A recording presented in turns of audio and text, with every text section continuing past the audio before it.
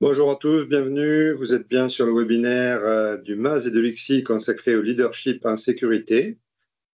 Nous sommes déjà bien nombreux et nous allons pas tarder à commencer pour tenir les délais. Attends 30 secondes et puis après, Muriel, tu pourras commencer. Tout à fait, Yvan.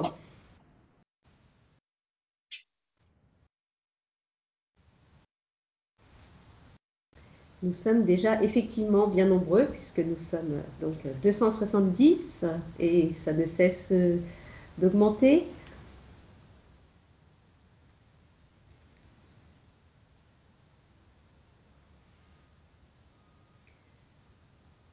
Très bien. Eh bien, écoutez, je pense que nous allons commencer. Eh bien, bonjour à tous et bienvenue à ce webinaire organisé conjointement par le MAS et par l'ICSI.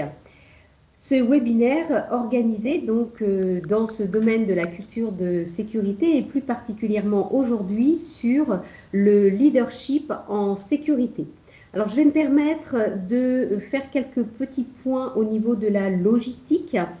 Sachez que ce webinaire est enregistré, ce qui nous permettra de pouvoir vous le mettre de nouveau à disposition donc en replay, notamment sur la chaîne YouTube du MAS France et International, très prochainement.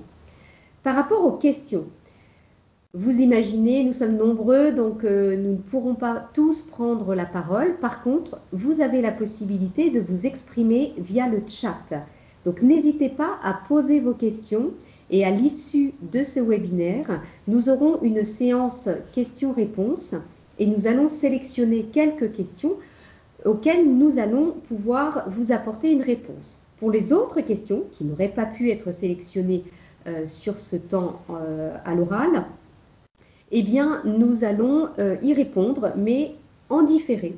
Nous allons constituer un petit document avec toutes les questions, toutes les réponses, et ces éléments vous seront transmis. Donc voilà par rapport à cette approche logistique. Et maintenant, je pense que nous allons pouvoir débuter et nous lancer sur ce beau thème qu'est le leadership en sécurité. Alors peut-être que je vais me présenter. Je suis Muriel Lebel, déléguée générale du MAS Île-de-France Normandie Centre. Et j'ai le plaisir d'animer donc ce webinaire. Et aussi d'assurer peut-être une petite introduction. Voilà, pour vous redonner un petit peu le contexte. Alors, tout d'abord, voilà, je vais... Ce n'était pas... Voilà, je cherche juste... Voilà.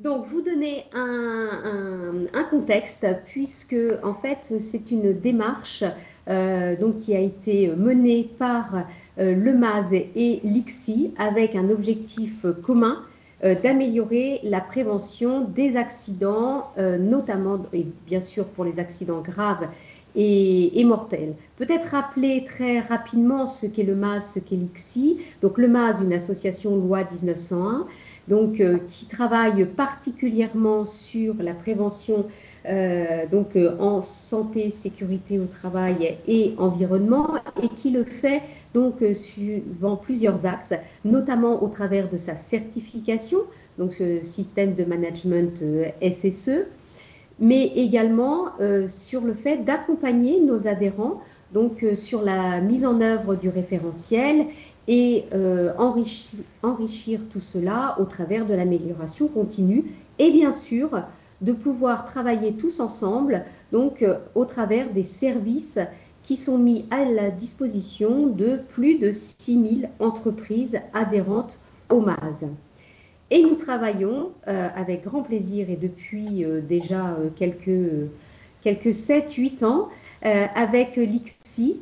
Donc l'ICSI qui est une association aussi et qui œuvre à améliorer la sécurité dans les entreprises, à favoriser le débat donc avec un certain nombre d'acteurs de la prévention SSE, puisque ces acteurs sont bien sûr des entreprises, mais aussi donc des chercheurs, également des représentants de salariés, de collectivités, bref, tout le panel élargi en fait des acteurs qui interviennent sur la sécurité. L'objectif de l'ICSI est bien sûr d'intervenir et d'être un expert au niveau de la culture de sécurité auprès d'un large public.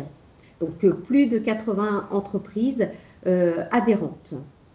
Donc, avec pour objectif, comme je le disais, de développer cette culture de sécurité performante, également de prévenir les accidents graves, mortels et technologiques majeurs sur les territoires et dans les industries à risque. Et c'est vraiment un axe très, très prioritaire de l'ICSI, de travailler sur la prévention de ces accidents graves et mortels. Et pour ce faire, l'ICSI mène de nombreuses actions, notamment des groupes d'échange, des publications, comme vous pouvez le voir là avec l'essentiel qui vous est donc là juste présenté sur l'image, mais aussi au travers d'organisations, d'événements, de conférences et d'apports d'expertise. Alors, pourquoi le MAS a décidé de travailler sur cette thématique de la culture de sécurité? Eh bien, si on fait un petit bond en arrière au niveau de l'histoire, eh bien, il faut se rappeler que les résultats de nos entreprises adhérentes en termes de nombre d'accidents et de gravité sont 2 à 3 fois meilleurs que les chiffres des entreprises qui ne seraient pas certifiées. Donc ça, c'est quelque chose qui est acté et qui se base sur des chiffres que nous transmettent l'ensemble de nos adhérents 2 fois par an. Cependant, c'est bien, c'est très très bien d'avoir donc 2 à 3 fois moins d'accidents et 2 à 3 fois moins graves. Cependant, il y a toujours des accidents et certains sont effectivement très graves. Si on regarde les taux de fréquence ou les taux de gravité en fonction de la maturité des entreprises dans la certification, vous pouvez voir cette tendance à la baisse. Et donc, c'est plutôt quelque chose de positif en constatant bien sûr que ces chiffres n'atteignent pas le zéro. Et si on regarde un petit peu plus précisément, on peut voir justement en fonction de cette maturité que le nombre d'accidents ou la gravité baisse assez rapidement au départ, c'est-à-dire dans la mise en place du système de management, mais ensuite la baisse est beaucoup plus lente. Et au niveau du MAS, nous nous sommes interrogés en fait sur les raisons et surtout sur les façons d'accompagner nos entreprises adhérentes pour les aider à baisser encore ces éléments. Et c'est là où nous avons eu l'opportunité de travailler avec l'ICSI et nous avons partagé sur la culture de sécurité qui repose sur ces 3 piliers, donc le pilier de la technique, l'organisation et le troisième, le comportement. Et le MAS est assez fortement centré donc sur le système de management, donc sur l'organisation, avec un petit peu au niveau des facteurs humains et organisationnels, conformément à ce qui est écrit dans notre référentiel version 2014, je le précise bien, mais nous avons, au contact de l'ICSI et bénéficiant de cette expertise de l'ICSI, bien constaté qu'il était nécessaire de travailler encore plus sur les facteurs humains et organisationnels et travailler sur cette approche comportement. Et c'est bien pour cela, notamment, que nous avons décidé aussi de faire évoluer notre référentiel. Donc voilà, nous avons décidé de travailler ensemble et de mettre à disposition de tous nos adhérents donc les bonnes pratiques qui peuvent exister déjà chez certains adhérents. Pardon. Nous avons mené plusieurs actions, donc notamment la publication de nos 9 conseils de mascotte dédiés à la culture de sécurité. Donc l'objectif était d'écrire avec des mots simples donc ce qu'est la culture de sécurité. Et puis finalement, ça reste un livre, ça reste quelque chose d'écrit. Vous avez tous en tête cette approche pratico-pratique du MAS et nous avons décidé conjointement de créer cette MAS Academy, cette plateforme pédagogique permettant de déployer ces conseils de mascotte et vous mettant à vous, adhérents du MAS, donc des outils, des supports et toute une démarche pour vous aider à vous améliorer en culture de sécurité. Et l'organisation de ces webinaires fait partie de cette dynamique pour vous donner un maximum d'informations et qu'on puisse échanger donc sur toutes ces belles thématiques. Et nous avons, comme je le disais juste précédemment, fait évoluer notre référentiel puisque nous avons décidé avec l'ensemble des régions, d'intégrer les facteurs organisationnels et humains de façon un peu plus forte dans ce référentiel. Et la MAS Academy pourra être un outil à votre disposition qui peut vous aider effectivement à atteindre donc cet objectif d'intégration des facteurs humains et organisationnels par rapport à votre système de management. Donc, voilà par rapport à cette introduction et je tenais vraiment à remercier l'ensemble des participants. Vous êtes déjà 400 tout rond, donc à nous avoir rejoints pour ce deuxième webinaire. Vous venez de l'ensemble des régions du MAS, que ce soit en métropole ou ailleurs. Et bienvenue à tous, puisque pour rappel, depuis cet été, l'ensemble des adhérents ont accès à la MAS Academy. Donc, j'ai parlé de la culture de sécurité. Nous avons eu le 26 septembre dernier un premier webinaire qui exposait, donc avec l'intervention de Dounia Tadzi, la définition des facteurs humains et organisationnels. Et cette fois-ci, eh bien, c'est une thématique donc, qui vient en suite logique, le leadership en sécurité que nous avons décidé donc de vous présenter parce que c'est un des sujets majeurs en termes de culture de sécurité. Voilà par rapport à cela. Et donc, je vais laisser la parole donc, à Yvan Boissière, qui est le directeur général de l'ICSI et qui va en personne nous présenter donc, cette belle thématique qu'est le leadership en sécurité. Yvan, je te laisse la parole. Merci Muriel.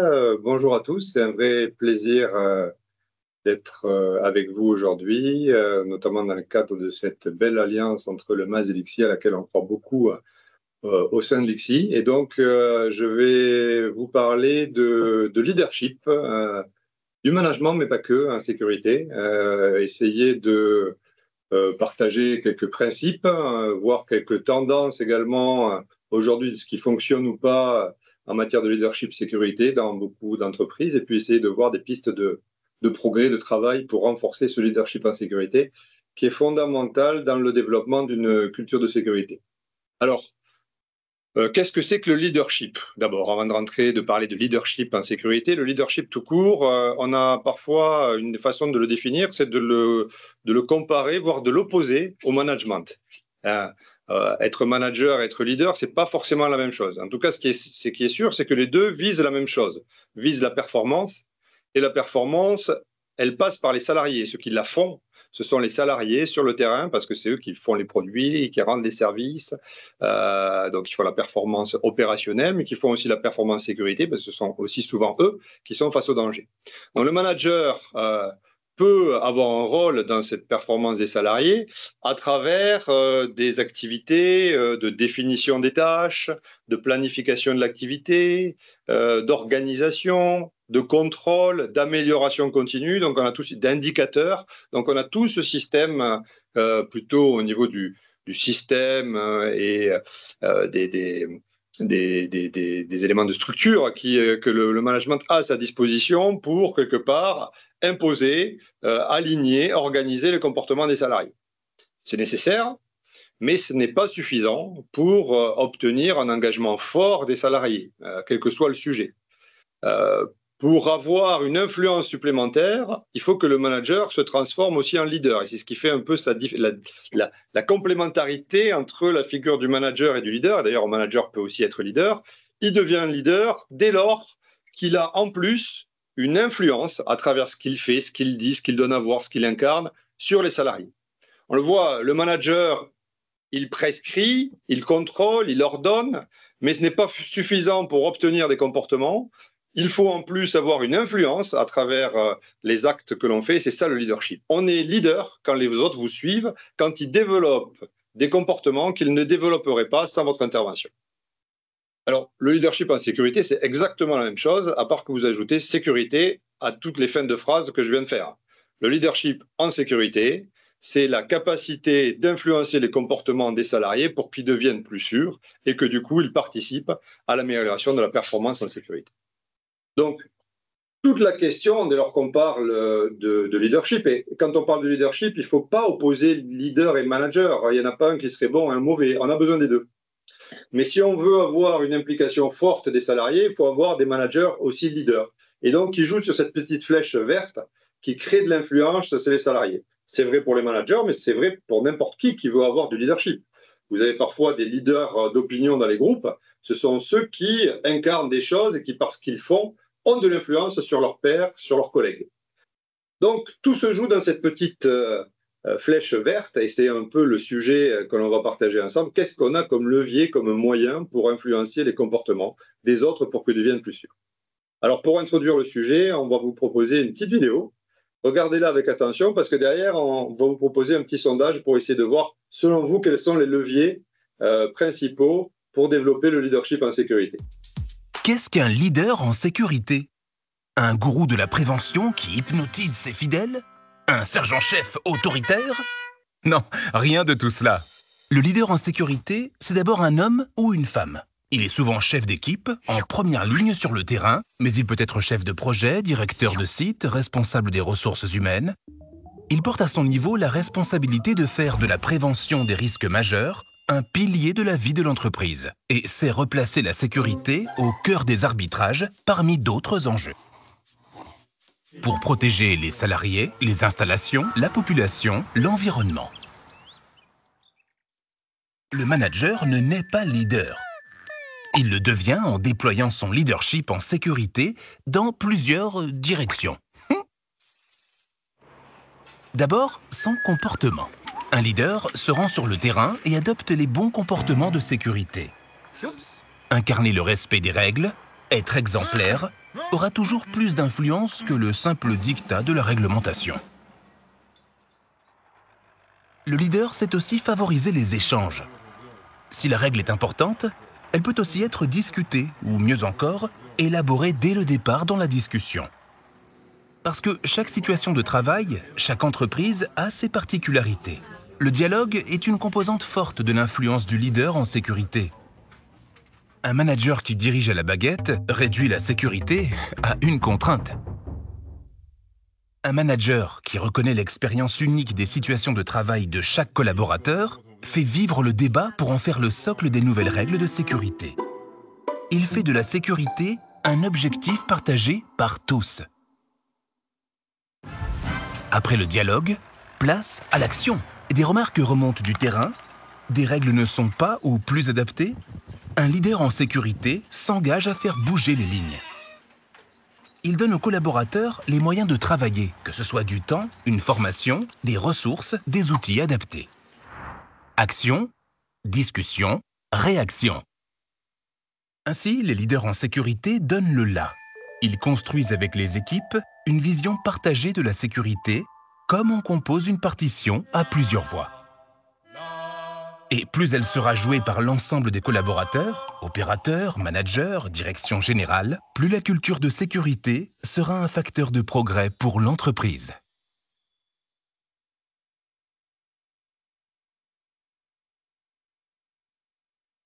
Voilà une petite pastille que vous pourrez retrouver sur la Maz Academy, qui est mise à votre disposition comme d'autres dans la Maz Academy. Et je voudrais vous poser une petite question selon vous, et vous avez un lien là que vous pouvez flasher pour répondre à un petit sondage qui va vous être fait. quel est le levier? Alors, on vous dit les deux leviers, parce que vous n'avez que deux choix possibles. Vous verrez que vous n'arrivez pas à en faire plus de deux. Quels sont pour vous les deux leviers prioritaires ou les plus efficaces parmi la liste qu'on vous propose pour influencer le comportement de sécurité des salariés? Je vous laisse un petit peu de temps pour répondre.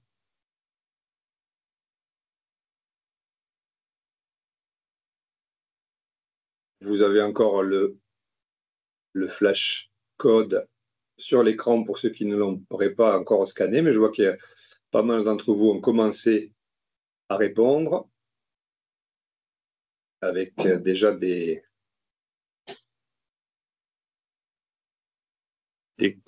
réponses qui ont pas mal de succès. Je vois qu'il n'y a pas beaucoup de sanctionneurs parmi les participants.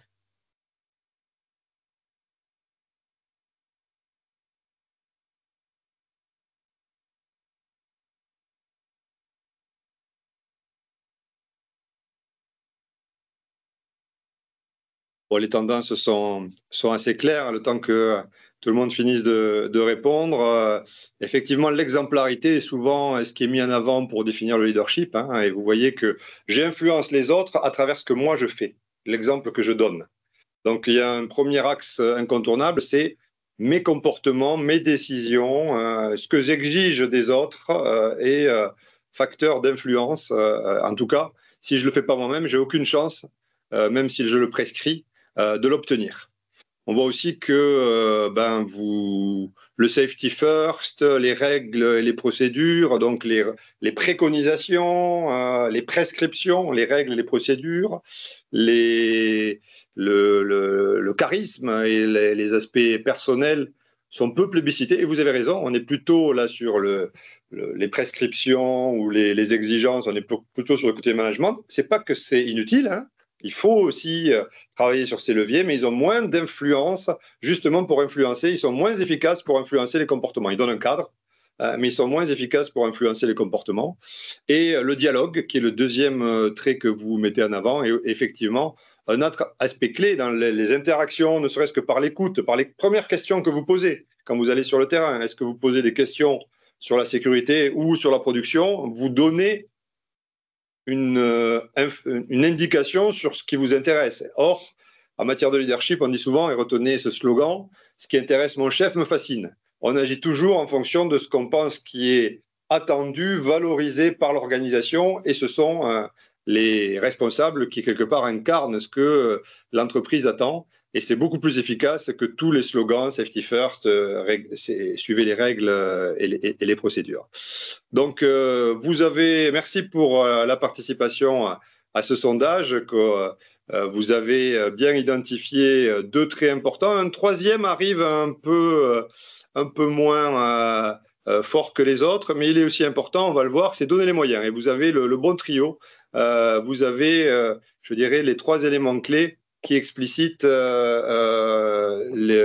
éléments. Si on passe maintenant au point suivant, effectivement, si on résume les leviers que l'on a, et je vais un peu décomposer ça, hein, dans cette capacité du management à influencer les salariés, vous avez d'abord ce que vous faites, ce que le management fait au quotidien.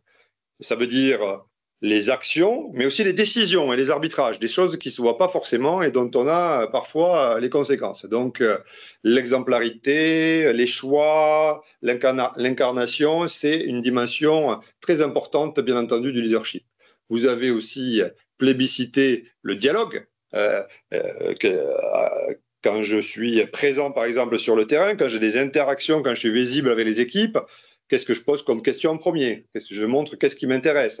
Comment je reconnais les bons comportements? Quand quelqu'un arrête un chantier parce qu'il y a des questions de sécurité, est-ce que je lui demande des comptes parce que derrière, il y a un impact en termes de délai, ou est-ce que je le félicite parce qu'il a travaillé, il a mis en avant le critère de la sécurité? Donc, la reconnaissance des bonnes pratiques sécurité, ça motive et ça développe beaucoup des comportements de sécurité, mais aussi de montrer une exigence, en particulier, par exemple, pour le respect des règles qui sauvent, de montrer que vous ne laisserez pas passer en mettant les conditions que certains ne respectent pas des règles qui sauvent ou des règles d'or, parce que derrière, il y a la vie des salariés ou des collaborateurs ou des partenaires qui sont en jeu. Et un troisième aspect que vous avez commencé à voir, qu'on oublie souvent parce qu'on a souvent une vision un peu Henri IV, tous derrière moi, derrière mon cheval et mon panache blanc, je vais à fond, j'ai du charisme, je montre l'exemple et tout le monde me suit. Ce sont des leviers incontournables du leadership, mais il y en a un autre qui est fondamental, c'est ce que je donne les moyens aussi pour travailler en sécurité.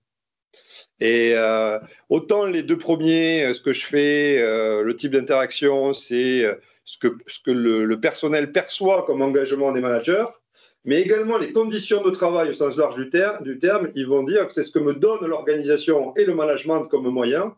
Et il est rare de voir une implication des salariés supérieure à ce qu'ils perçoivent à travers ces deux plafonds de verre, l'implication perçue des managers et le niveau des conditions de travail. Les conditions de travail, c'est quoi? C'est les conditions techniques. Est-ce que la sécurité technique est au niveau? Est-ce qu'on a les équipements qu'il faut? Mais est-ce qu'on a aussi des règles et des procédures qui sont applicables? Et faciliter les choses, c'est limiter le nombre de règles et procédures pour qu'elles soient le plus applicables possible.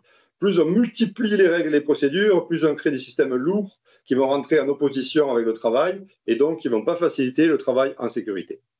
Alors, qu'est-ce qu'on a aujourd'hui comme challenge? Qu'est-ce qu'on observe par rapport à ces trois bonnes pratiques, à ces trois grands leviers pour développer le leadership en sécurité sur le terrain? Pour y répondre, on va utiliser une base de données qu'on a. On fait à l'ICSI beaucoup d'enquêtes culture sécurité à base de questionnaires. On a, vous voyez, plus de 150 entreprises qui ont répondu, plus de 600 000 salariés ou prestataires qui ont répondu. C'est une des plus grosses bases de données mondiales en matière de culture sécurité et dans lesquelles il y a plein de questions qui traitent de leadership.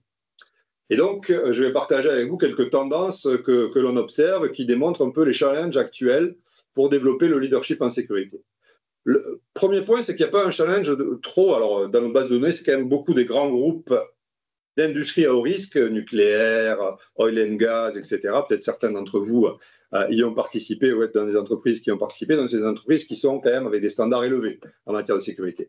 Et dans ces entreprises, on n'en est plus à essayer de convaincre le management que la sécurité, c'est quelque chose d'important. Vous voyez, ça c'est par exemple un exemple de question qu'il y a dans les questionnaires. La direction du site accorde une très forte priorité à la sécurité au travail. Alors, si vous êtes en agence, c'est la direction de l'agence. Donc, on a en général le management opérationnel, la direction du site qui répond très souvent ou souvent, c'est la bonne réponse. Mais tous les autres, au fur et à mesure qu'on descend dans la hiérarchie, vous voyez les questions, le reste de la hiérarchie, l'encadrement de proximité, les superviseurs, et puis le terrain d'exécution et technicien. Tout le monde reconnaît. Et 8.4, c'est une échelle sur 10, c'est un très bon résultat, parmi les meilleurs résultats des questionnaires. Tout le monde reconnaît que pour la direction, opérationnelle en particulier, la sécurité c'est quelque chose d'important, ils y croient, c'est sincère. Mais si on met ça en parallèle avec une autre question qu'on pose souvent dans les questionnaires, est-ce que la direction du site est crédible en matière de sécurité parce qu'elle agit en conformité avec ce qu'elle dit? Boum, vous voyez qu'on perd pas mal de points, plus d'1,5 point, c'est beaucoup dans une échelle de perception. Et on voit qu'un des enjeux, c'est de mettre en lien les messages, les discours avec les actes. Et donc, dans beaucoup d'entreprises, l'enjeu n'est pas de convaincre le management que la sécurité, c'est important, ils y croient, mais c'est de mettre en place des actions visibles et ressenties par le personnel qui sont à la hauteur du discours et de leur implication et de leur engagement en matière de sécurité. Il faut que en matière de leadership, il faut que ce qu'on fait, que ce qu'on met en œuvre soit visible et ressenti parce que c'est à partir de ce que les gens perçoivent, même si ce n'est pas la réalité, qu'ils vont être plus ou moins motivés à développer des actions en matière de sécurité. Deuxième élément sur le leadership personnel, ce sont les arbitrages. Alors ça, c'est un sujet, par contre, vous voyez qu'il y a beaucoup d'écart entre les CODIR, en haut là, les membres de CODIR, tout vert, on est sur du 8. Quand on répond à la question, les top managers donnent la priorité à la sécurité avant d'autres enjeux qui ont un impact sur la société. Par exemple, les aspects planning, les aspects délai, les aspects financiers ou les aspects production. On a beaucoup de CODIR, des top managers qui disent oui, je donne toujours, et c'est parfois vrai, enfin ils y croient quand ils disent oui, mais vous voyez que ce n'est pas toujours perçu comme ça sur le terrain. Et que le discours de dire on ne croit pas que la sécurité soit incompatible avec la production, etc., sur le terrain, on a du mal à le faire vivre ensemble. Et souvent, on a des injonctions contradictoires. Tenez tout, tenez les délais, la production et la sécurité, faites au mieux, mais rappelez-vous safety first. Mais comment on fait tenir ça ensemble?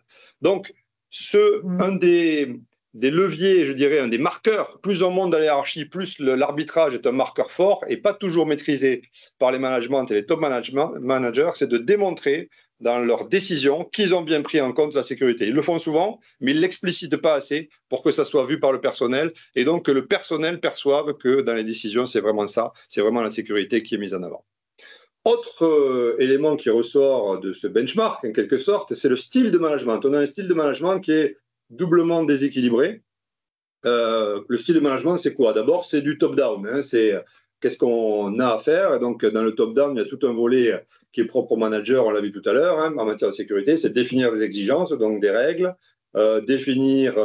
former les gens et rappeler qu'il faut suivre les règles. C'est la partie prescriptive. Là, on est plutôt pas mal. Pour prescrire, pour dire ce qu'il faut faire, pour contrôler, c'est bien, mais est-ce qu'ensuite on va sur le terrain? Est-ce qu'on boucle avec le terrain pour vérifier que c'est fait? Quand c'est bien fait, on valorise les bons comportements. Quand c'est pas fait, on marque le coup, on laisse pas faire. On a beaucoup moins de bonnes pratiques à ce niveau. Et donc, on a déjà un style de leadership top-down, hein, qui n'est pas assez basé sur le contrôle et le renforcement et qui est encore déséquilibré sur la dimension participative, on voit qu'on a souvent un management qui est peu participatif, qui est beaucoup plus basé sur l'imposition, les exigences, etc., et qui fait beaucoup moins participer le personnel, par exemple, à la définition des règles et procédures. Et quand on a un management moins participatif, il ne faut pas s'étonner qu'on ait moins de participation du personnel.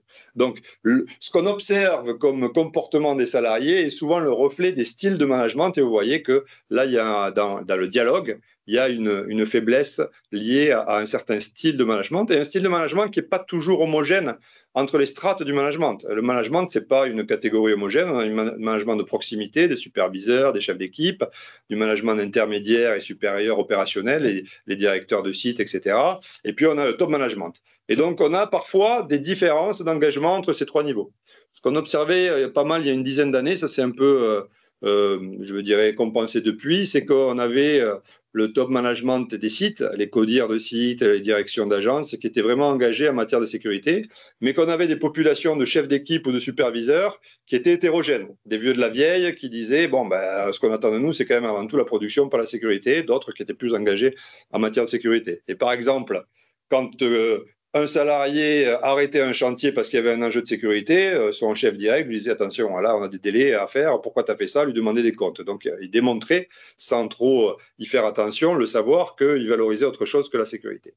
Alors si on se place, si on généralise et qu'on se place au niveau d'un salarié qui regarde au-dessus de lui, souvent il a une vision qui est de dire mon chef d'équipe, celui qui est avec nous, il fait un peu partie de l'équipe, et là on a un peu de tout, mais petit à petit, ça commence à s'homogénéiser dans l'engagement en matière de sécurité. Mais on leur demande aussi de tenir plein d'autres choses comme la production, les chantiers, les délais, etc. Et c'est difficile pour lui de les tenir. Quand on regarde le management opérationnel au-dessus, là, on reconnaît souvent leur engagement, mais parfois on ne voit pas assez d'actes à la hauteur du discours. Et quand on va au-dessus des directions opérationnelles, quand on voit les grands chefs, là, c'est le monde en général de la finance. On pense que ce qui les intéresse, c'est plutôt les résultats économiques, etc. Donc, vous voyez qu'il y a une vision qui n'est pas homogène encore du leadership des différents niveaux managériels. Et pour que ce leadership managérial en matière de sécurité pèse, il faut qu'il soit aligné. Il faut que quand le salarié regarde dessus, il voit qu'il y a un alignement entre toutes les strates et qu'il y a une cohérence qui va l'engager à faire aussi, lui, plus que ce qu'il ne fait. Dernier point, c'est sur les moyens à donner au personnel pour assurer la sécurité. Et donc là, en général, on avait des problèmes dans les diagnostics qui ont un peu évolué dans le temps. On a eu au tout départ des sujets sur le niveau technique. Donc parfois, des entreprises faisaient des diagnostics culture sécurité. Ils étaient omnubilés pour faire évoluer les comportements des salariés, alors que le résultat démontrait que la sécurité technique n'était pas au niveau. Vous ne pourrez pas obtenir des comportements plus élevés que ce que le personnel perçoit comme niveau technique que vous mettez à disposition de vos salariés. Ça s'est pas mal amélioré ces dernières années. Et ce qu'on voit apparaître aujourd'hui pas mal comme frein dans les conditions de travail, c'est le nombre trop important de règles et de procédures en matière de sécurité. On a parfois tendance à en accumuler, à en rajouter, et c'est dur déjà de toutes les connaître, donc de toutes les appliquer et de rendre compatible ça avec le travail réel. Et plus récemment encore, on voit poindre un énorme problème dans l'industrie française, c'est le manque de compétences techniques. Tout le monde s'arrache des compétences techniques. Or, les nouvelles générations veulent de moins en moins travailler dans ces secteurs-là. Même quand on ouvre des écoles de métiers, on n'arrive pas à les remplir et les gens ne restent pas en général dans leur activité. Et donc, on a le personnel qui a une très forte inquiétude sur le renouvellement des compétences avec le renouvellement du personnel. Et c'est difficile pour les entreprises, mais si elles n'y arrivent pas, le personnel le lit souvent comme l'entreprise ne met pas les moyens pour m'assurer un bon niveau de sécurité, de compétences, donc de sécurité. Et donc, ça va avoir pour impact de les démotiver pour s'engager en matière de sécurité. J'en reste là pour les exemples et je vais maintenant essayer de vous donner quelques pistes possibles d'action si vous voulez développer votre leadership en sécurité. Alors, on a fait un groupe de travail, ça fait des années qu'on travaille sur le sujet au sein de l'ICSI avec nos membres et plein d'entreprises. On a formalisé ça dans un essentiel, un document dont on vous dira où vous pourrez le trouver en fin de webinaire. En gros, il y a 7 grands principes pour développer le leadership en sécurité. Le premier, c'est donner la vision. C'est donner du sens à ce qu'on exige aux gens. Pour que les gens vous suivent, il faut que là où vous voulez les amener, ça soit un futur désirable. Ça ait du sens et ça en vale la peine. Dire que je vais vous demander beaucoup d'efforts pour passer d'un taux de fréquence de 3,2 à 2,9, c'est moyennement motivant. Dire que les efforts qu'on va vous demander et qu'on va faire nous-mêmes, c'est pour éradiquer les accidents graves et mortels du personnel et des prestataires, ça parle plus. Donc, un leader, il dit vers où on veut aller, qu'est-ce qu'on veut obtenir, il donne du sens aux exigences qu'il a. Il montre la voie et il dit vers où on veut aller, voilà ce qu'on peut atteindre. Et il faut que ça soit concret, il faut que ça ait du sens, il faut que les gens voient que ça en vaut la peine. Il faut aussi qu'il donne des principes, et si certains d'entre vous ont suivi le webinaire de Dounia, dans les principes, il y a mettre en œuvre les facteurs humains organisationnels, se centrer sur les risques majeurs, etc. Tout un ensemble de principes qui doit guider, parce qu'avec l'incertitude qui augmente, on n'est pas sûr d'atteindre l'objectif qu'on s'est donné. Par contre, il faut être guidé par des valeurs et des principes partagés, des bonnes pratiques à développer. Alors, tout le monde n'est pas en mesure de créer la vision. Hein. Souvent, c'est l'apanage de directeurs, de chefs, etc. Mais tout le monde a la capacité de le traduire dans les conditions de l'équipe et d'utiliser toutes les occasions pour partager cette vision, pour donner du sens. Un manager doit donner du sens à ses exigences au niveau de l'équipe. Il faut qu'il utilise toutes les occasions, l'arrivée d'un nouveau, les causeries sécurité. Vous avez dans la MAS Academy plein de kits pour faire des causeries sécurité avec vos équipes, pour en permanence donner du sens à ce que vous exigez. Un leader, il pilote par le sens, il pilote par la vision, par le sens. Je vous explique pourquoi je vous demande ça. Avant de demander quelque chose, avant de demander le quoi, avant de dire le comment, il faut dire le pourquoi je vous l'exige, et ça, c'est tout ce qui est autour de la vision. Troisième point, on en a déjà parlé, et c'est une dimension très importante. Si je dis que la sécurité, c'est ma priorité, c'est quelque chose de très fort, c'est une exigence centrale, il faut que dans les arbitrages, vous le démontriez. Dans les arbitrages de base, c'est-à-dire quand vous allez pour la première fois sur le terrain, que vos premières questions, ce sont des questions de sécurité. Sinon, si vous posez des questions sur la production, vous démontrez que c'est ça qui vous intéresse. Mais aussi sur des questions de fond, des arbitrages. J'ai donné des exemples tout à l'heure, de moyens donnés, d'améliorer des situations de travail, de créer les conditions de travail, etc. Et quand vous le faites, explicitez que vous avez pris en compte des critères de sécurité, parce que parfois, il y a un a priori au niveau du terrain de lire des décisions, comme notamment quand elles viennent de très haut, comme des choses qui vont à l'encontre de la sécurité. Donc, les arbitrages, c'est qui incarne un engagement réel des managers au-delà des slogans, et ça pèse beaucoup plus que tous les slogans et toutes les campagnes d'affichage que vous pourrez mettre en œuvre. Quatrième point, ce sont les visites, la présence sur le terrain. Hein. Il y a un moment où vous êtes visible, c'est quand vous êtes sur le terrain, quand les gens peuvent vous voir. Et c'est pour ça que les visites de sécurité peuvent être un outil de leadership, à partir du moment où, par ce que vous donnez à voir, non seulement vous contrôlez ce qui est fait, ça c'est la visite un peu audit, mais qui ne va pas générer d'évolution des comportements, mais vous allez générer si vous voulez être leader, vous voulez que cette visite, après votre départ, elle crée des changements de comportement. Alors, je fais une petite parenthèse. Pour faire évoluer les comportements, il faut comprendre qu'est-ce qui fait bouger les comportements des autres. Et je vais aller très très vite sur quelques grands principes des sciences du comportement. Les sciences du comportement, elles nous disent que pour comprendre le comportement, ce que vous avez au milieu, un geste observable, il faut prendre en compte ce qu'il y a avant et ce qu'il y a après. Par exemple, si tout d'un coup vous me voyez que j'arrête ce webinaire et que je sors de la salle, c'est qu'il y a eu un antécédent. Sans doute quelqu'un a toqué à la porte et m'a dit Ivan, il y a une urgence. Ça, c'est l'antécédent. Et ça va avoir des conséquences. Ben, je vais pouvoir avoir quelqu'un qui m'appelle au téléphone, par exemple, parce qu'il y a une urgence. Donc, pour comprendre un comportement, il faut prendre en compte ce qu'il y a avant et ce qu'il y a après. Ça, c'est le premier point. C'est ce qu'on appelle le modèle ABC, antécédent, comportement, behavior et conséquences. Alors, toute la question, c'est qu'est-ce qui influence le plus nos comportements? C'est ça la question qui nous intéresse. Et là, contrairement aux animaux, ce que nous disent les sciences du comportement, ce n'est pas action-réaction, ce ne sont pas les antécédents qui nous influencent le plus, ce sont les conséquences de nos actes. On agit toujours en fonction d'une conséquence qu'on anticipe, souvent de façon inconsciente. Mais c'est ça qui va le plus nous influencer. Et des conséquences possibles, il y en a plein. Et il y a des conséquences qui valent plus que d'autres. Et on a une formule magique qui renvoie à ce qui nous intéresse le plus. On favorise toujours l'immédiat par rapport au futur. On favorise toujours ce qui est certain par rapport à ce qui est quelque chose de probable. Et on favorise toujours ce qui est positif pour moi, ça vous le comprendrez facilement, par rapport à ce qui est négatif. Donc on va toujours chercher de l'IC+. C'est un peu la formule magique des sciences du comportement. Dès lors que, quand je vais faire quelque chose, ça m'apporte de l'IC+, j'y vais. Je pense d'abord à chercher de l'IC+, et si je le trouve, j'y vais. Alors, si je prends rapidement un petit exemple, vous avez peut-être eu l'exemple, vécu l'expérience d'être dans un taxi qui allait un peu trop vite et qui vous a créé de la peur et qui ne respectait pas les règles de sécurité, c'est qu'il peut y avoir tout un ensemble d'antécédents. Il aime bien, il a une super voiture qui peut aller vite, et il sait que là où il est, il n'y a jamais de flic, qu'il a une bonne vision, il a un retard, il est pressé, ou bien vous-même, vous lui avez dit que vous étiez en retard et que vous devez à tout prix avoir l'avion. Donc tout ça, ce sont des antécédents qui vont l'influencer. Mais qu'est-ce qu'il peut y avoir comme conséquence de rouler trop vite? Voilà, comme on parle de sécurité, vous allez naturellement me citer, il peut avoir un accident, il peut avoir une sanction, je peux avoir peur, ce sont des conséquences possibles, il y en a plein d'autres. Il peut gagner du temps, il peut rattraper un retard, il peut avoir du plaisir de rouler vite, il peut être fier parce qu'il fait comme tous les autres taxis, et dans le confrérie des taxis, il va vite. Alors, si on regarde ces conséquences, lesquelles sont IC+? Avoir un accident, dès lors qu'on appuie sur champignon, est-ce que boum, c'est immédiat d'avoir un accident? Non, c'est pas non plus certain, c'est une probabilité. Et c'est négatif pour soi. Donc on est loin de l'IC+.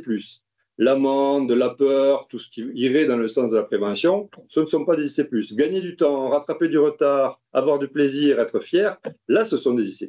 Et si on regarde la somme des IC+, ce ne sont que des arguments auxquels on pense en premier avant de penser en prévention. Et souvent on agit avant d'arriver à penser à prévention.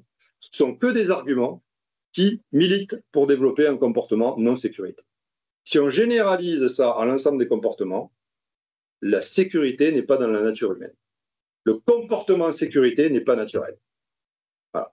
Alors, comment on fait du coup pour obtenir d'avoir des comportements en sécurité? Vous, comment vous faites notamment pour que les gens suivent les règles qui sauvent, les règles d'or, c'est ce qu'on suit. Malheureusement, mauvaise nouvelle, 80 à 90% des moyens qu'on met pour la sécurité, des prescriptions, des règles, de la sanction, de la formation, etc. On est sur les antécédents, ce qui influence le moins les comportements. Et si on n'agit pas sur les conséquences, la sécurité, c'est un coût certain contre un gain probable, ça perd à tous les coups. Donc vous êtes sûr, à partir du moment où vous savez que c'est les conséquences qui influencent le plus les comportements, qu'en travaillant sur des leviers classiques de la sécurité, vous obtiendrez un fort niveau encore de comportement non sécurité, en particulier de non-respect des règles et procédures. Et ce n'est pas la faute des personnes, puisque leur cerveau est le même quand ils travaillent et quand ils sont chez eux, parce que c'est que vous n'agissez pas, vous ne mettez pas assez de moyens dans ce qui pourrait agir sur les conséquences des comportements. Et c'est quoi les conséquences des comportements? C'est exactement ce que vous avez comme levier quand vous êtes sur le terrain, à l'occasion par exemple d'une visite, c'est observer, c'est reconnaître les bonnes pratiques quand vous les voyez. Donc vous voyez que déjà, comme la sécurité n'est pas naturelle, c'est beau de voir tout ce monde qui fait de la sécurité. C'est déjà le résultat d'un effort. Et si vous ne le reconnaissez pas, si vous êtes complètement insensibles à ça, les gens vont laisser tomber. Donc, quand on est sur le terrain, il faut toujours faire du retour positif sur les bonnes pratiques. Et après, non pas rappeler de façon véhémente, il va t'arriver des bricoles, tu ne respectes pas les règles, etc. Mais au contraire, instaurer un dialogue, poser des questions pour que la personne se rende compte d'elle-même qu'il peut y avoir des conséquences en sécurité. C'est les éléments que vous aurez dans le parcours leadership sur lequel le leader peut agir, en particulier l'échange. Ce levier-là est essentiel en reconnaissant les bons, en posant des questions, de façon que quand ces questions sont posées régulièrement, on change la nature humaine. Et c'est gagné quand les gens se disent, moi, que j'amène mon fils, par exemple, ou ma fille jouer au foot, je m'aperçois que je me pose des questions de sécurité que je ne me posais pas avant. C'est gagné, il y a une nouvelle routine qui est arrivée. Et ces questions-là, vous aurez des exemples aussi dans le guide de la minute de sécurité avec des exemples de questions qu'on peut poser. Voilà. Vous voyez que la technique en fait du leadership, c'est pas mettre en œuvre un outil, c'est de le mettre en profondeur et de le mettre avec qualité. Pour terminer, quelques leviers supplémentaires, c'est du leader, et le leader pense collectif. Le but d'un leader, c'est de repérer d'autres leaders dans l'équipe pour que la sécurité se fasse à l'intérieur de l'équipe, par exemple à travers la vigilance partagée, mais aussi entre les équipes. Ça se gagne dans les interfaces, la sécurité, et entre intervenants, entre entreprises utilisatrices en particulier. Ça, c'est une dimension essentielle. Un autre webinaire va y être consacré, je vous donne juste la ligne, mais c'est une ligne aujourd'hui très puissante, ce qu'on appelle la reconnaissance, vous avez vu, des bonnes pratiques. On gagne. Changer les comportements, c'est un changement majeur. Et comme tout changement, une minorité y croit à fond, une minorité y croit pas du tout et veut que ce changement ne se fasse pas. Une grande majorité au milieu attend de voir lequel des deux va gagner. Donc, la bonne arme que vous avez, si vous croyez à ce changement de pratique d'amélioration des comportements de sécurité, c'est de reconnaître ceux qui font les choses bien. C'est beaucoup plus puissant que sanctionner les vilains petits canards. La reconnaissance est un carburant de la mobilisation. Vous obtiendrez beaucoup plus d'évolution des comportements des salariés que par la sanction, même si parfois elle reste nécessaire. Et en conclusion, je promets, c'est la vraie conclusion, il y a une dernière dimension, c'est la crédibilité. Et la crédibilité, c'est en fait comment moi, je mets en œuvre tous les points qu'on vient de voir ensemble. Comment moi, je m'impose ces pistes d'action. Et alors, on ne demande pas à toute personne du jour au lendemain mettre en œuvre ces 7 principes du leadership en sécurité. Tel quel, c'est presque un menu de Superman. Être sur le terrain, avoir du charisme, savoir communiquer, donner la vision. Voilà. Donc, il faut méthodiquement, ce sont des compétences à acquérir progressivement. Et donc, ce que vous allez exiger, demandez-vous toujours si vous êtes capable vous-même de l'appliquer. Ça, c'est la première ligne de la crédibilité. Deuxième ligne, ne cherchez pas à faire trop d'actions, à travailler en largeur en matière de sécurité, à appliquer les 7 principes d'un coup. Dites-vous, est-ce que ce que je prends comme action, je vais pouvoir le travailler en profondeur? Est-ce que la visite, je mets toutes les bonnes pratiques que je viens de citer, on en pourra en citer d'autres, pour avoir un véritable impact sur les salariés? Ça se gagne en profondeur, le leadership, pas en largeur, pas en quantité d'actions. Quand vous avez un râteau large, vous ne ratissez pas assez profond pour avoir de l'influence. Et dernier point, ça se travaille le leadership sur la durée, peu à peu, en consolidant, en ancrant ses compétences, en donnant l'exemple, en faisant parfois des erreurs, mais en ayant une posture humble, en montrant que chacun peut se tromper, mais qu'on cherche à s'améliorer. Et si vous faites ça sur la durée, vous aurez un leadership fort qui sera à même de générer des comportements beaucoup plus sûrs. Voilà pour ces quelques éléments de partage. Vous pourrez les retrouver dans le détail, dans l'essentiel, téléchargeable sur le site de l'UXI, qui sans doute va aussi être mis sur la Maz Academy. Et je répondrai avec plaisir à vos questions dans la dernière partie du webinaire. Merci. Merci beaucoup, Yvan, pour cette présentation avec beaucoup d'enthousiasme. Et on te retrouve bien là, Yvan, pour nous avoir brossé en fait tout plein d'éléments sur le leadership, donc au niveau de la définition, les leviers, les pistes, etc. Et vraiment donner beaucoup de matière à réflexion. Et moi, je suis bien contente que ce webinaire soit enregistré parce que ça donne envie de réécouter encore et encore. Et merci beaucoup. Alors, comme vous le savez, en fait, dans le cadre de nos webinaires, MazXI, on aime donc présenter en fait ces thématiques avec des experts, comme vient de le faire Yvan, et aussi compléter avec une expérience, un retour d'expérience en fait par une entreprise, donc bien sûr adhérente au MAS, et qui a exploré cette thématique. Et donc, eh bien, nous allons donner tout de suite la parole à Éline Pénicaud, qui est animatrice HSE au chantier de l'Atlantique. Et qui a donc effectivement pas mal de choses à nous faire part sur cette thématique du leadership. Éline, on te donne la parole et on a hâte donc de t'écouter. Oui, bonjour à tous. Donc, effectivement, Éline Pénicaud. Donc, je travaille au chantier depuis un certain nombre d'années. Les chantiers, pour ceux qui connaissent pas forcément, chantier de l'Atlantique, c'est 10 000 personnes sur site, dont 3 700 employés chantier et après pas mal d'entreprises intervenantes. Pour les salariés chantier, c'est 4 millions d'heures travaillées en propre sur le site. Ce site industriel s'étend sur 100 hectares et permet de construire des géants des mers, des bateaux luxueux, des éléments offshore et de nombreux projets diversifiés, avec une forte activité actuellement. Voilà. Et pour donner quelques chiffres complémentaires, juste pour avoir une notion de la grandeur de l'activité, donc c'est 700 entreprises différentes sur des gros paquebots.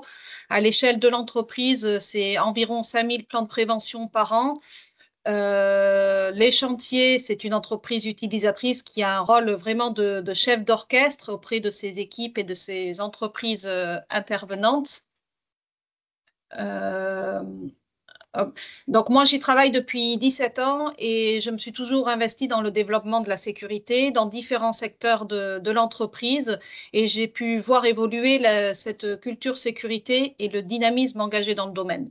Donc, un fort leadership qui se développe, mais qu'il faut vraiment entretenir au quotidien. Et c'est jamais gagné. On en a parlé bien précédemment.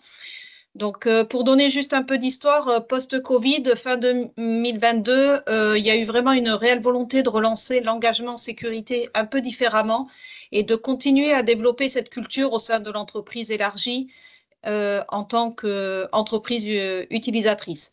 Et avec l'objectif, bien évidemment, de tout le monde, de rentrer chez soi en bonne santé.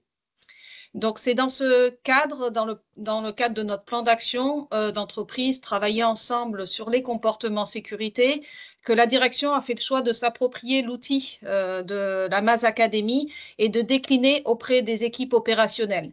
Et donc, la direction s'est réellement positionnée en tant que leader et a donné du sens pour clarifier la vision. Et c'est à travers tout ça qu'on a décliné la MAS Academy au niveau de l'entreprise. Donc, je vous propose une petite vidéo pour montrer l'engagement de la direction et qui permet qu'on a diffusé très grandement dans l'entreprise, dans les différentes déclinaisons de la MAS Academy. Donc, c'est notre direction. Bonjour à vous. Qui parle. Nous nous décarcassons tous les jours pour améliorer notre sécurité. C'est bien. Nous améliorons nos standards, nous nous mobilisons autour des règles qui sauvent, c'est très bien. Mais nous avons une ambition plus grande. Nous voulons éviter absolument tous les accidents et en particulier les plus graves, en nous engageant tous, ensemble, constamment et en agissant face aux situations risquées. Alors pour cela, c'est pas si simple, il nous faut partager le moyen d'y arriver, bien comprendre le problème, c'est ce qu'on appelle la culture sécurité partagée. Alors le terme est banal, mais la réalité l'est beaucoup moins. La réalité, elle est profonde, elle remet en question, elle nous met en mouvement. Et c'est pour cette raison qu'on va vous proposer un parcours autour de cette culture partagée de la sécurité. Allez, pour parler plus moderne, on va parler de leadership sécurité. Alors leader comme moteur, comme barreur, avec les jambes, avec la tête et surtout avec le cœur. Nous vous proposons ce parcours, rentrez dans le parcours. Allez-y profondément, dépassez s'il vous plaît, je vous invite à le faire, dépassez le côté scolaire, le côté américain même un peu parfois, pour vraiment rentrer dans le sujet et que ensemble nous grandissions. Le sujet est vraiment de la plus haute importance. Je compte sur vous, bonne route. Voilà, donc là, c'était pour nous vraiment l'occasion de donner du sens à toute la démarche que l'on voulait engager. Donc pour ça, plusieurs étapes. Donc déjà, marteler l'adhésion de la direction. Ensuite, on a dû bien s'approprier l'ensemble des supports qui étaient proposés par la MAS Academy. Et on a créé des modules adaptés, un module de cadrage qui permettait de développer l'animation et la démultiplication après sur le terrain au niveau de nos équipes opérationnelles. Et après, la force de tout ça, c'était de pouvoir entraîner des leaders complémentaires. C'est vraiment pas qu'une affaire des HSE, et bien au contraire, on a vraiment souhaité s'appuyer sur le réseau opérationnel, et on a développé la MAS Academy en réalisant une co-animation HSE et opérationnelle à travers des petits groupes d'une dizaine de personnes pour parcourir les différents modules de cadrage, et on a adapté vraiment à la population. Pour certains, c'était 6 fois 1 heure, et on a refait pour une autre partie de la population en plus condensé 3 fois 1 heure. Et toujours en adaptant pour amener à chaque séance avec ces petits groupes en fait, de l'échange, de l'adhésion et de la coopération pour pouvoir développer justement ce positionnement de leader. Voilà. Et donc, notre volonté, c'est de faire acquérir petit à petit ce vocabulaire commun, plus de communication, l'appropriation, bien évidemment, des risques majeurs, des règles qui sont associées, avoir une meilleure analyse de nos événements de haut potentiel. Et on revient là aussi sur le comportement exemplaire et la légitimité de faire un stop chantier. Donc, cela se construit en essayant de faire adhérer le maximum de personnes, de développer les leaders dans l'entreprise, et tout ça, c'est vraiment un travail de long terme. Et donc, il faut semer des graines qu'il va falloir, dans le temps, entretenir. Donc, juste pour terminer, au niveau des difficultés qu'on a pu rencontrer, donc c'est faire connaître et ancrer sur le terrain les risques majeurs au vu de la diversité de population qu'on peut avoir. Arriver à mobiliser l'encadrement et dégager du temps selon le bon timing pour qu'on puisse vraiment avoir une adhésion. Il faut que les gens soient propices et réceptifs au message que l'on veut faire passer. Avoir les bons leaders disponibles et coopératifs, et c'est vraiment là-dessus qu'on s'est appuyé. Et à terme, on veut continuer à développer, d'embarquer nos entreprises intervenantes parce qu'on est vraiment convaincu que le MAS et la MAS Academy s'appliquent vraiment à tout type d'entreprise. Et ce qui est important aussi de continuer à développer, et ce qui fait partie des difficultés, c'est d'arriver à trouver les bons vecteurs de communication pour que les messages et les actions puissent vraiment percoler par tout le monde sur le terrain. Voilà, pérenniser dans le temps la dynamique engagée et maintenir la mobilisation et en entraînant bien évidemment petit à petit d'autres acteurs dans toute notre démarche. Donc globalement, un grand pas de fait, mais la culture se construit et doit être durable dans le temps. Donc encore pas mal de routes devant nous. Voilà. Merci beaucoup, Éline, pour ces témoignages tout aussi enthousiastes. Donc, par rapport à ce vécu et donc cette exploitation et cette mise en place quelque part de votre culture, donc qui, comme tu le dis, se construit, mais ça se fait petit à petit. Et ça doit se mettre en place dans la durée. Mais merci beaucoup pour ce beau témoignage. Nous allons enchaîner tout de suite donc avec Maïté qui va nous présenter justement donc la MAS Academy et plus particulièrement donc les modules leadership, donc avec, comme vous le savez pour la plupart d'entre vous, donc toujours ce module qui donne du sens, ce module pédagogique et ce module application terrain. Donc, Maïté, nous te laissons la parole. Merci. Alors, je vais partager mon écran. Hop. Et voilà, normalement, vous devez être sur le module Leadership en SSE, les fondamentaux. Donc, vous retrouvez le petit pictogramme qui le représente juste ici. Pourquoi on va particulièrement zoomer sur ce module? Parce que depuis le tout début du mois de décembre, il a un petit peu évolué. C'était un des modules de base de la Maz Academy, un des premiers sortis. Et en fait, on s'est dit qu'il était temps de le revisiter un petit peu, de l'agrémenter de quelques témoignages adhérents particuliers. Enfin, pour ceux qui le connaissent, vous allez voir les différences tout de suite. Donc voilà, après, fondamentalement, on reste sur le même fonctionnement que pour l'ensemble des modules. Donc là, on est sur un module pédagogique qui couvre les 2 conseils de mascotte, le numéro 15 et le numéro 16, que vous retrouvez tout à la fin du module. Vous commencez avec un chapitre 1, introduction, qui cible le public concerné, les objectifs du module. On y a ajouté une petite vidéo de présentation du module pour vous aider à le prendre en main, qui a été faite par monsieur Gilles Dubuisson, qui est ambassadeur pour le MAS Île-de-France Normandie Centre et accessoirement pilote du GT Consolidation MAS Academy. Vous avez la possibilité maintenant de retrouver toutes les ressources du module directement ici. C'est toujours un peu pratique pour s'y retrouver maintenant qu'il y a beaucoup de choses sur la plateforme. Et voilà. Donc, vous allez voir que les choses ont un peu changé. Donc, on commence avec un chapitre qui s'intitule « Pourquoi s'intéresser au leadership en SSE ?» Donc, l'objectif, c'est de comprendre de quoi on parle quand on parle de leadership en SSE et d'en saisir les enjeux.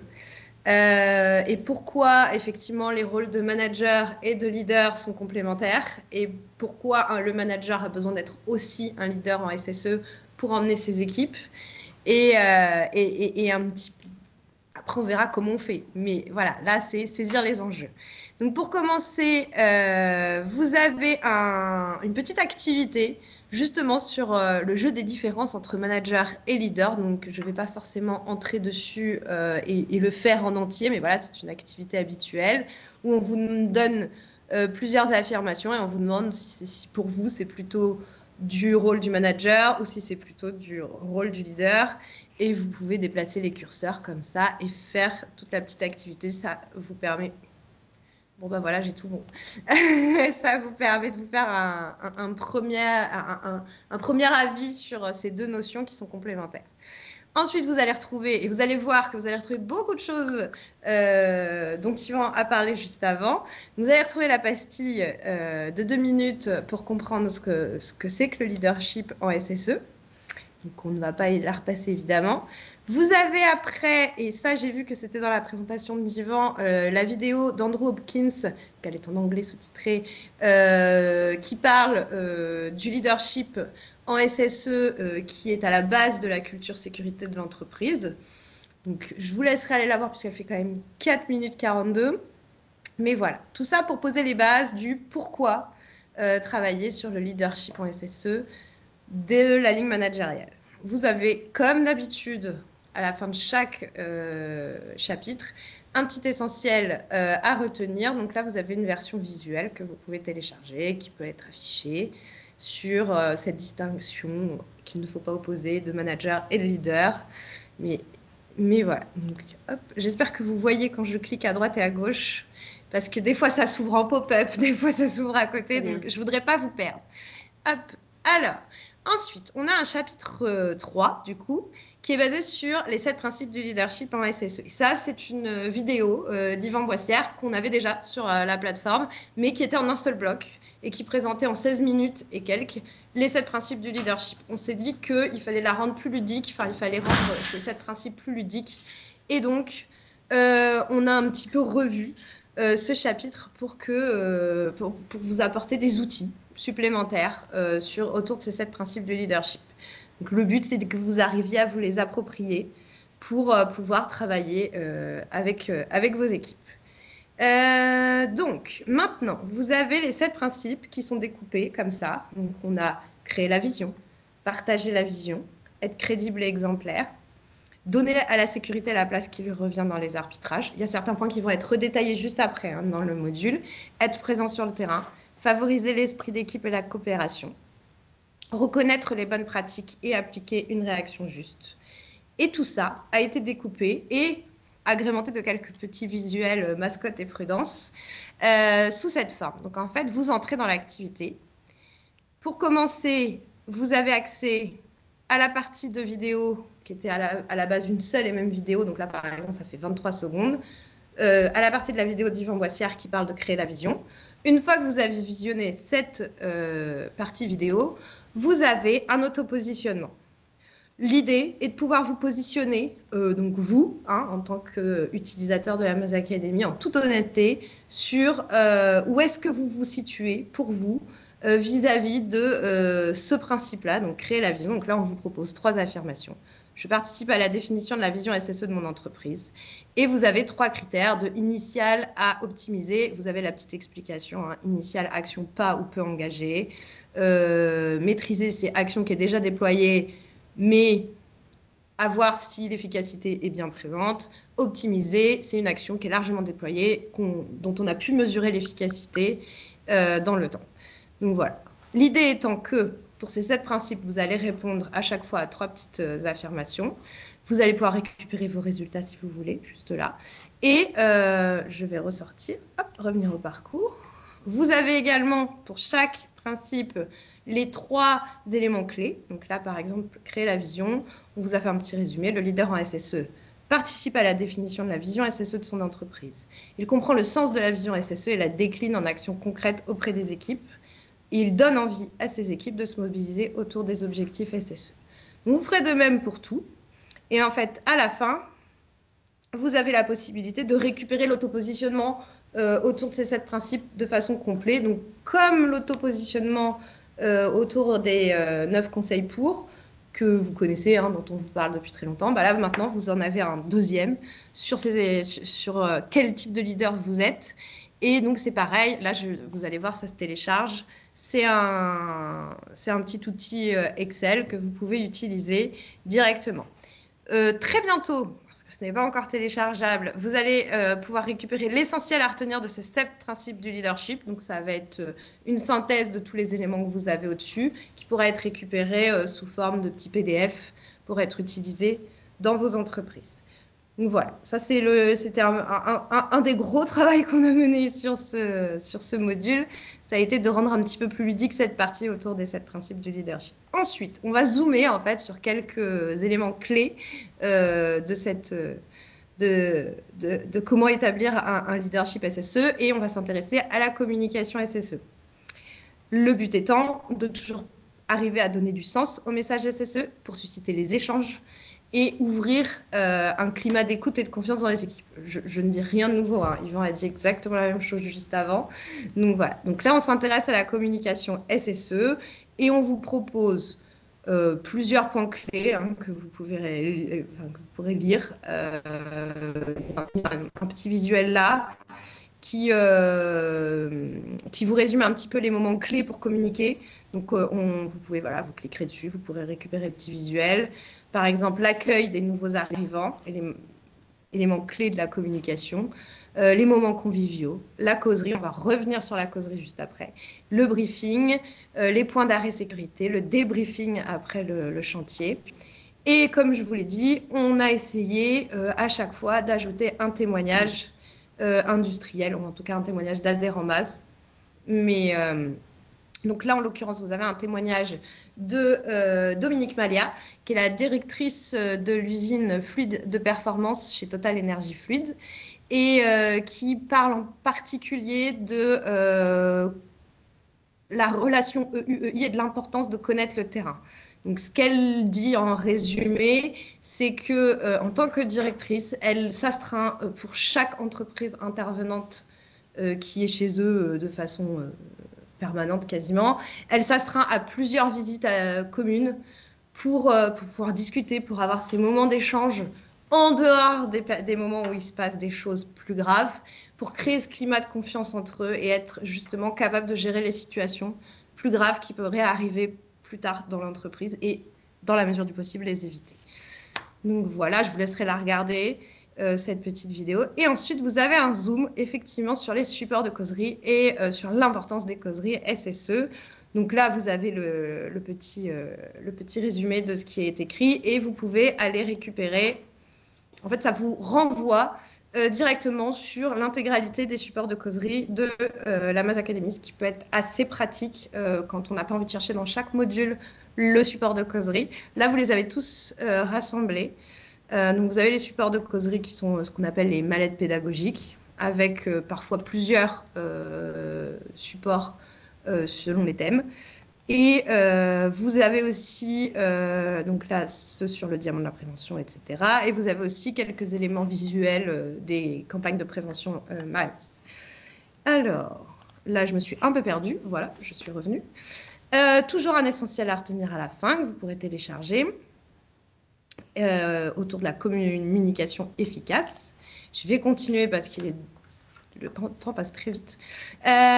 Ensuite, on fait un petit zoom sur l'importance des arbitrages SSE. Pour pouvoir incarner son leadership, il faut être en cohérence avec ses décisions et les priorités et les arbitrages que l'on prend.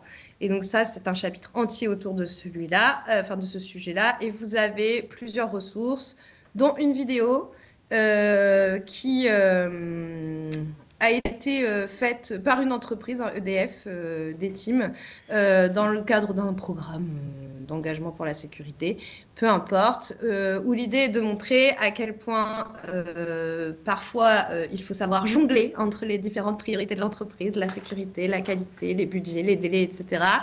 Et donc, elle n'est pas très longue, donc à la limite, on peut la regarder. Je vérifie. Voilà, 1 minute 21, ça. Donc voilà, je vais vous la passer. Normalement, ça devrait marcher. Ah non. Savez-vous ce que fait un manager toute la journée au travail? Il jongle. Sécurité, qualité, budget, délai.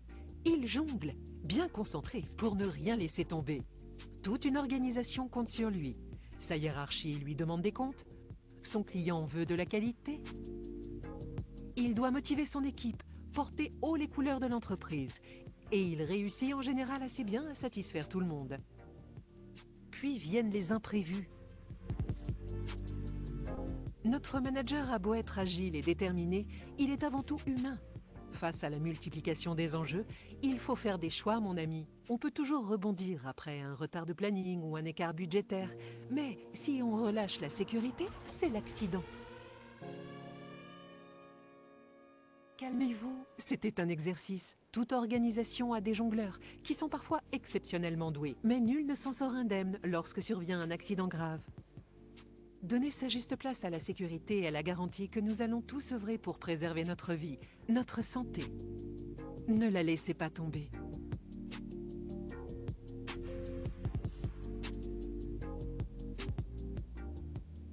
Voilà, donc ça c'est une des petites vidéos. Hop.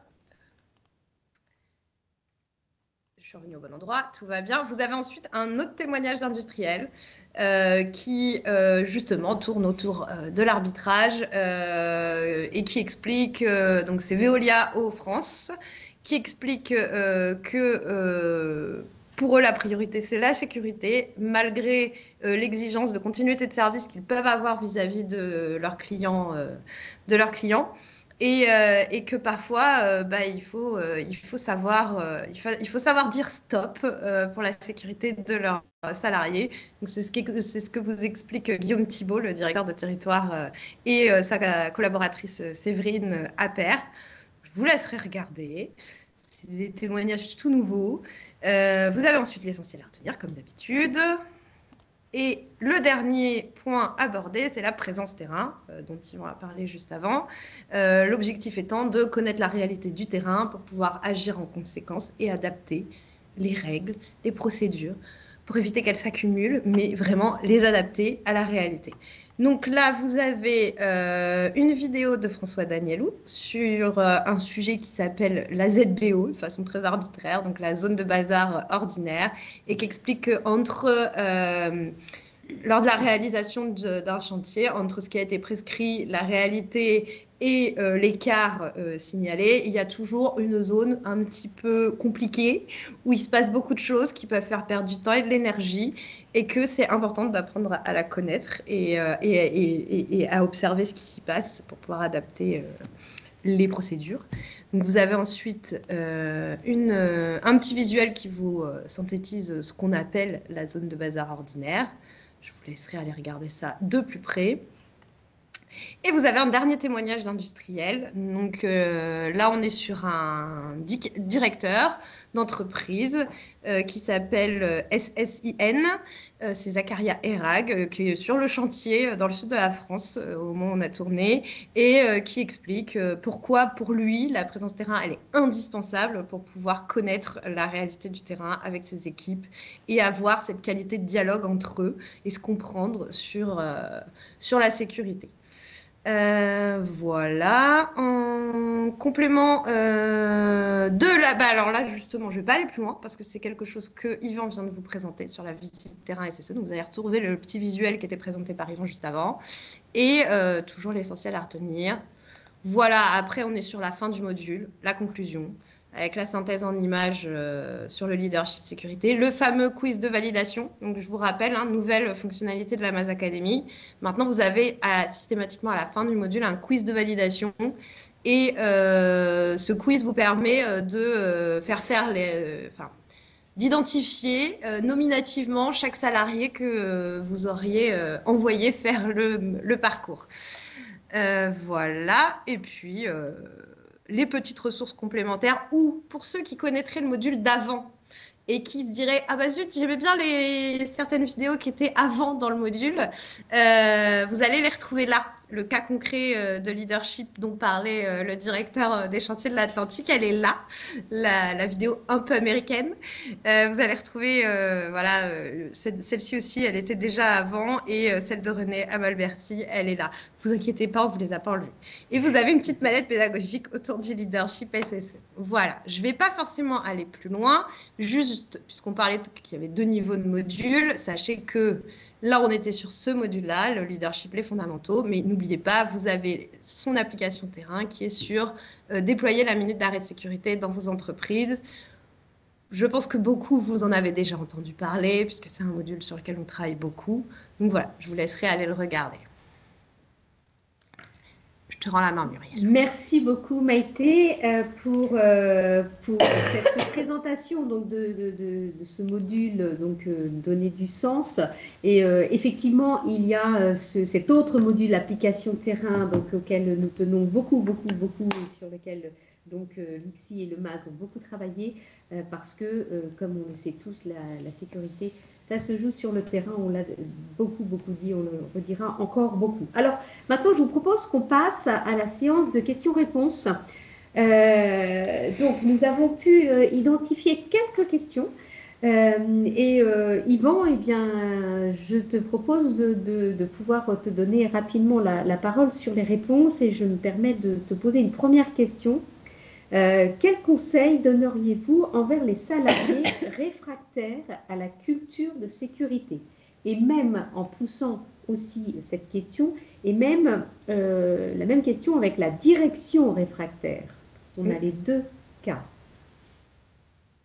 Est-ce que, Yvan, tu peux nous éclairer sur ce point? Qu'ils aillent voir la Maz Academy, je pense qu'ils vont être conquinants.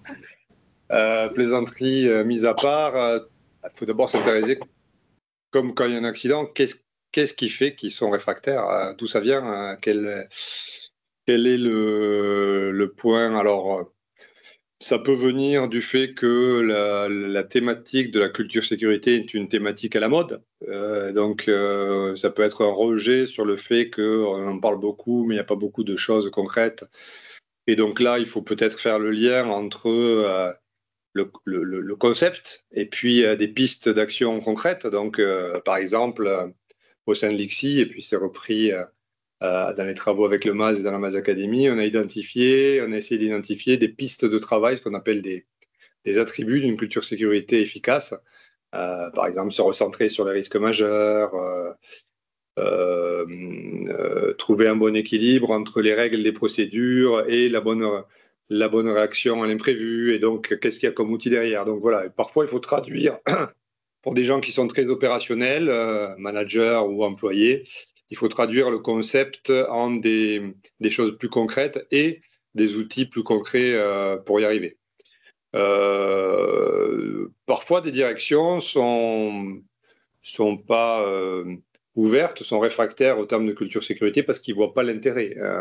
Donc, peut-être que dans leur cas, pour progresser, ça ne sert à rien de parler de culture sécurité, mais d'identifier les leviers qui vont permettre de progresser en matière de sécurité. Donc, dans ces cas-là, ça peut être l'idée de faire un diagnostic. Il y a dans les formations MAS aussi des autopositionnements qui permettent de voir, au-delà du concept général, dans les bonnes pratiques à mettre en place, qu'est-ce que je fais déjà, sur quoi je peux travailler, qui peut aider certains à se raccrocher à des choses qui leur parlent plus.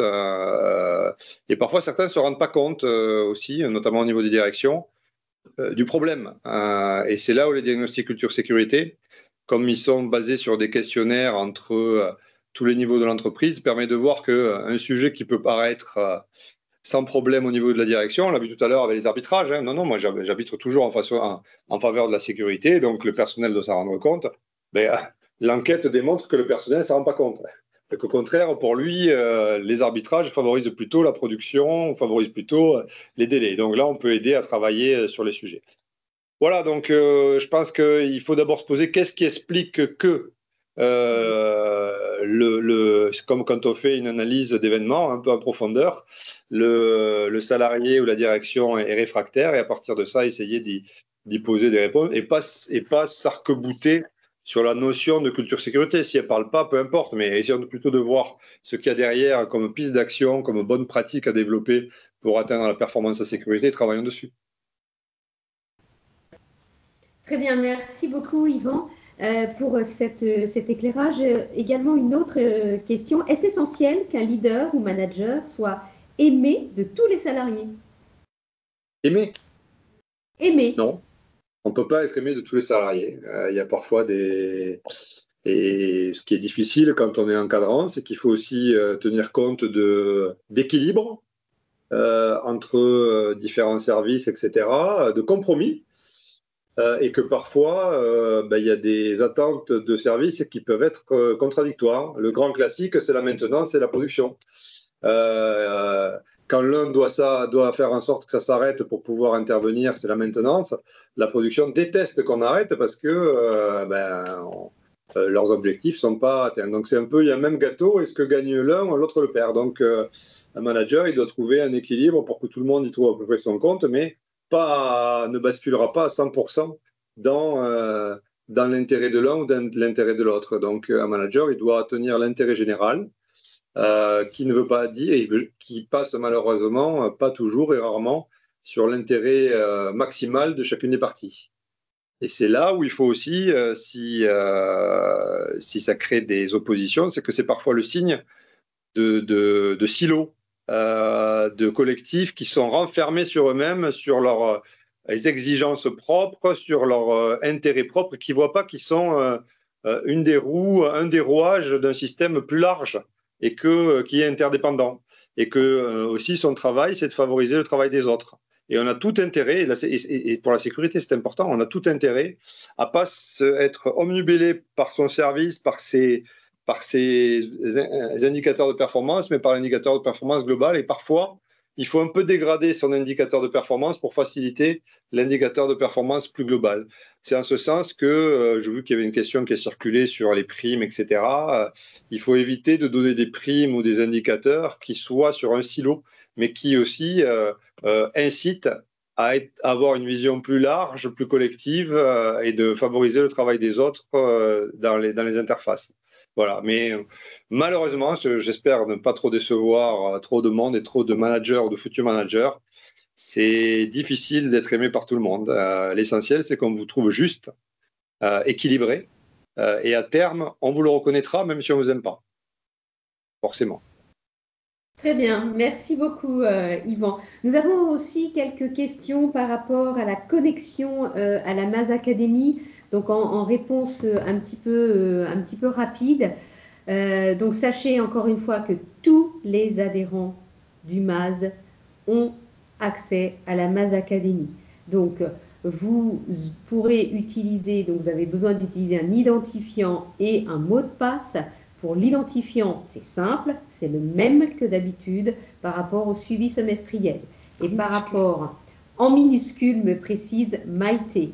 Et par rapport au mot de passe, donc je vais laisser la parole à Maïté qui va vous expliquer par rapport au mot de passe. Mais le plus simple, c'est de vous rapprocher de votre correspondant administrateur au niveau des MAS locaux qui va vous expliquer exactement où est votre mot de passe. Je pense que c'est le plus simple. Effectivement, il y a eu plusieurs cas de figure. Les choses, les conditions d'accès ont évolué au fil des années. Donc, en fonction de l'association à laquelle vous êtes rattaché, ça va pas être pareil. Si vous êtes arrivé il y a longtemps dans l'association, pas longtemps.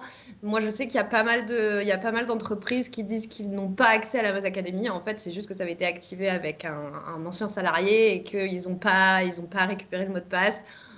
Voilà, au besoin, effectivement, première action, se rapprocher de son administration MAS locale. Ensuite, si besoin, vous avez toujours la possibilité de changer le mot de passe en arrivant sur la page d'identification de la plateforme. Donc voilà, quoi qu'il arrive, vous pouvez le récupérer, il n'y a pas de souci. Et votre identifiant, c'est le même que d'habitude, en minuscule. Et donc, vous avez tous accès à la Maz Academy. Il y a toujours une solution et de nombreux adhérents l'utilisent. Et donc, nous vous encourageons à le faire.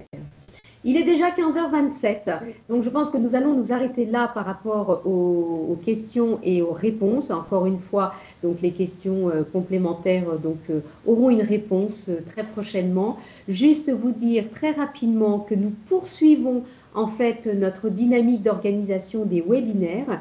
Donc à votre attention que le prochain sera organisé le 14 mars prochain à la même heure, à peu près dans les mêmes conditions, et portera sur la prévention des accidents graves et majeurs.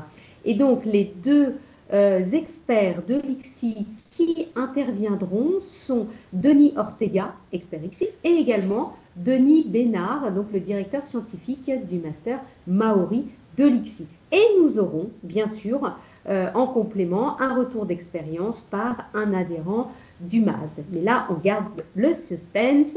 D'ici le mois de mars, vous saurez tout et vous recevrez les invitations.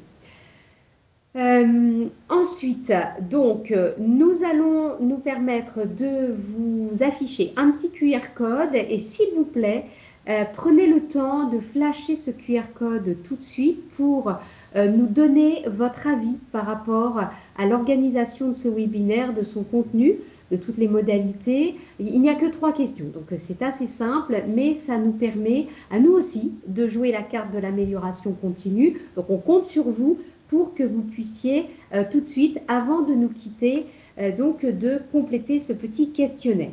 Je vais me permettre de conclure ce webinaire. Alors, tout d'abord, en remerciant très chaleureusement donc, les intervenants. Donc, bien sûr, Yvan Boissière, donc, le directeur général de l'ICSI, notre partenaire du MAS français international et de tous les MAS locaux. Également, donc, Hélène Pénicaud, donc des chantiers de l'Atlantique, pour son apport donc avec son retour d'expérience. Aussi Maïté, qui coordonne toute la MAS Academy et qui vous a présenté celle-ci. Et puis peut-être revenir de façon extrêmement synthétique sur ce qui s'est passé au sein de ce webinaire. Donc tout d'abord vraiment un grand merci à Yvan pour nous avoir en fait donné un peu défini ce qu'est un leader qui n'est pas à opposer avec le manager, bien au contraire, et de travailler sur cette complémentarité, de nous avoir donné aussi quelques leviers, donc notamment l'exemplarité, le dialogue que l'on doit tenir donc avec tous sur le terrain afin d'être visible et aussi on peut se permettre d'être exigeant et d'être reconnaissant, donc un point très important.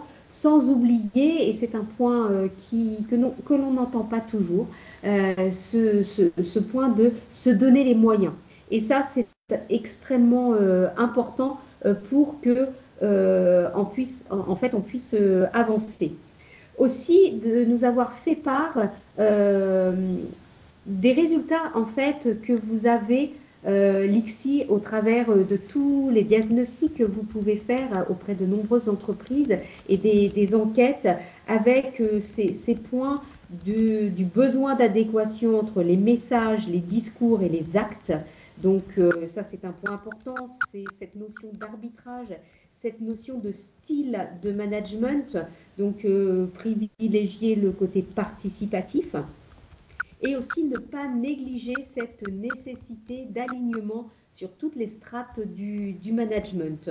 Donc tu as pu, Yvan, nous donner donc en fait des points de vigilance et de nous ouvrir, je dirais, un petit peu l'esprit sur des notions comme ça auxquelles on ne pense pas toujours. Donc merci beaucoup, sans oublier les pistes, bien sûr, avec ces 7 pistes que tu nous as données.